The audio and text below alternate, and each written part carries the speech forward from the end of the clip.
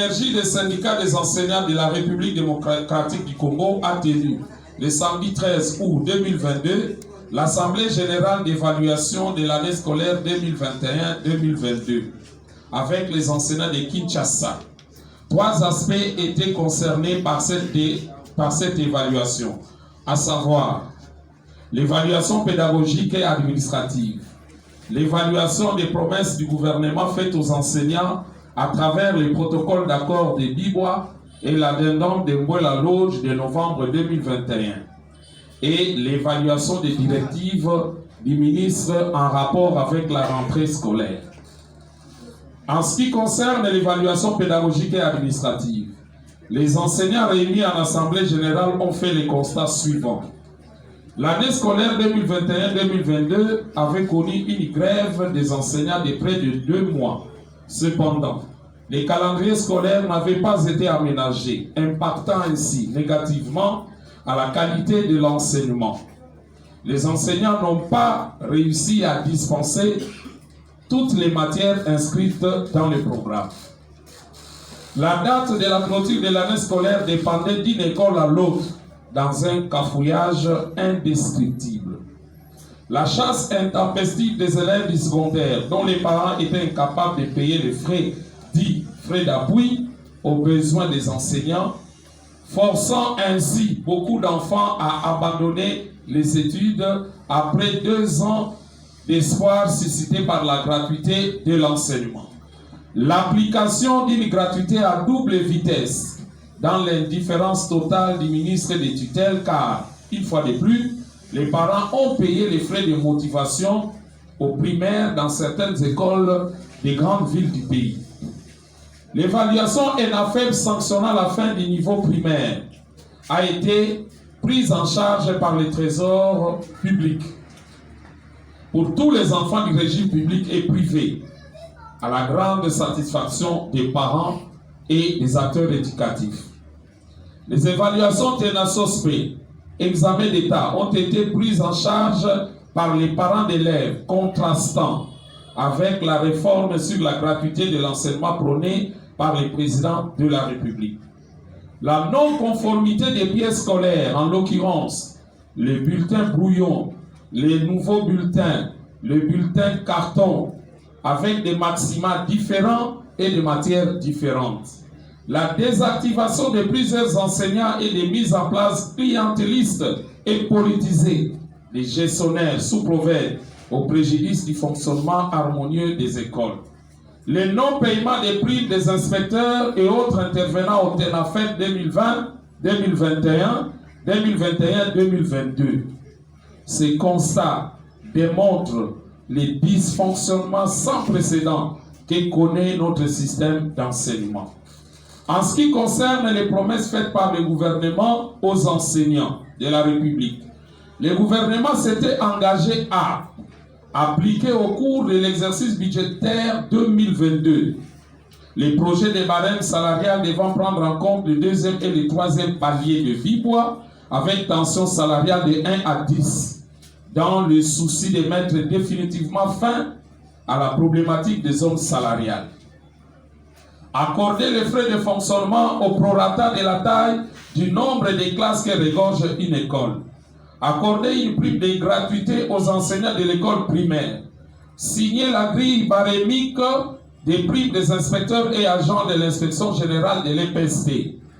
Payer la prime d'itinérance à tous les inspecteurs itinérants dès le premier trimestre 2022 et de payer tous les intervenants au TENAFEB édition 2020 et 2021.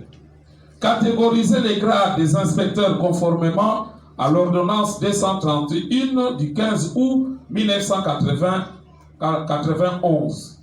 Payer le premier palier de la prime pour fonction spécifique aux inspecteurs. Réajuster les tableaux barémiques de la prime pour fonction spéciale et spécifique des agents et cadres des services centraux. Octroyer les frais de fonctionnement à l'inspection générale de l'EPST. Toutes ces promesses sont restées lettres mortes. S'agissant de l'évaluation des directives du ministre en rapport à une rentrée scolaire apaisée, les enseignants réunis en Assemblée générale constatent, fort malheureusement, Le ministre convoque les travaux d'évaluation de Mbouela Lodge sans un acte interministériel pouvant crédibiliser les résolutions des assises. Les participants aux travaux sont pour la plupart des collaborateurs immédiats du ministre avec une faible représentation syndicale désignée par son autorité. Le ministre annonce de manière unilatérale une augmentation de la prime de gratuité de l'ordre de 67% aux enseignants du primaire, payable à partir du mois de juillet 2022. Les enseignants continuent à attendre jusqu'à ce jour. Dans la circulaire fixant les frais de scolarité, les enseignants du primaire sont exemptés des paiements des frais de motivation pour 2 de leurs enfants au secondaire. De même, le ministre suspend pour l'année scolaire 2022-2023 la perception des frais au titre de l'enseignement à distance et des carnets de santé sans rendre compte de l'utilisation des mêmes frais payés par les élèves pour 2021-2022. Toutes ces carences, le ministre, accorde la gratuité des paiements de tous les frais de scolarité au seul cadre de l'EPST. Entendez les provèdes, les IPP et les sous-provèdes, laissant pour compte leurs collaborateurs et tous les enfants des pauvres, les enfants des fonctionnaires, les enfants des enseignants. Toutes ces carences sont loin de favoriser une rentrée scolaire et une année scolaire apaisée. De ce qui précède, les enseignants réunis en assemblée générale déplorent les dysfonctionnements sans précédent créés délibérément dans le secteur de l'EPST dans le but de faire échec à la réforme de la gratuité prônée par le président de la République. C'est ça. En attendant la clôture officielle des travaux d'évaluation de Mbouela, la synergie demande au gouvernement 1.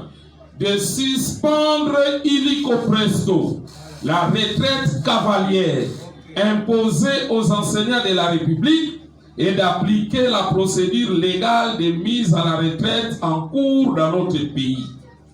2. Un nouveau barème salarial pour l'exercice 2002, pour l'exercice scolaire 2002, 2022, 2023 et supprimer les zones salariales. 3. D'uniformiser la prime de gratuité à tous les enseignants du primaire. 4. De réactiver les enseignants désactivés abusivement et de procéder à leur paiement avec effet rétroactif. 5. De revaloriser les corps des inspecteurs en leur octroyant tous les avantages dus à leur statut. 6. De payer les vrais enseignants NU. 7. De supprimer les nouveaux systèmes de prise en charge des enseignants par les ménages pauvres. Cette déclaration vaut un avertissement en direction du gouvernement. Ainsi fait à Kinshasa le 13 août 2022. Pour les Sénécat, Jean Bosco Pouna, secrétaire général et porte-parole. Pour la CCT, Rachidi Kayombo, secrétaire général. Pour la force agissante, Jean Tunda, secrétaire général. Pour les CIPEPCO, Justin Zola, secrétaire général. Et pour les COFEVID, Félicité Tanga, présidente. Je vous remercie.